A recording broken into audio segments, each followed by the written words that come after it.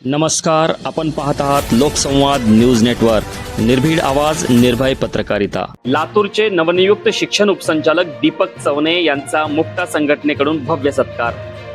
मुक्ता शिक्षक संघटनेतर्फे नवनियुक्त विभागीय शिक्षण उपसंचालक मान्य दीपक चवणे साहेब यांचा भव्य सत्कार समारंभ उत्साहात पार पडला। या कार्यक्रमाला जिल्हाभरातील शिक्षक व पदाधिकाऱ्यांची मोठ्या संख्येने उपस्थिती लाभली।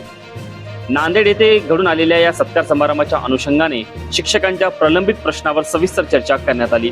यामध्ये प्रामुख्याने जुनी पेन्शन योजना, 10, 20, 30 वर्षाची आश्वासित प्रगती योजना, केंद्राच्या धर्तीवर राज्य कर्मचाऱ्यांचे निवृत्ती वय 58 वरून 60 वर्ष करण्याची मागणी, टप्पा अनुदान, संच मान्यता प्रक्रियेतील अडचणी तसेच अतिरिक्त शिक्षकांचे समायोजन अशा अनेक महत्त्वाच्या विषयांचा समावेश होता। यावेळी मान्य दीपक चवणे साहेब यांनी सर्व प्रश्न गांभीर्याने ऐकून घेत ते टप्प्याटप्प्याने सोडविण्याचे, सकारात्मक भूमिका घेण्याचे व आवश्यक त्या ठिकाणी पाठपुरावा करण्याचे आश्वासन दिले। त्यांच्या या भूमिकेमुळे उपस्थित शिक्षकांमध्ये समाधानाचे वातावरण निर्माण झाले होते।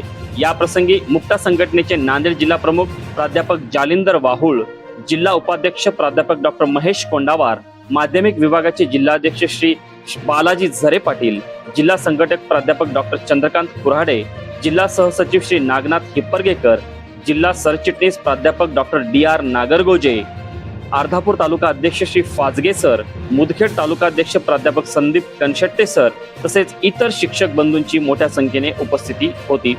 या कार्यक्रमातून मुक्ता शिक्षक संघटनेची एकजूट आणि ताकद अधोरेखित झाल्याचे प्राध्यापक जालिंदर वाहुळ म्हणाले।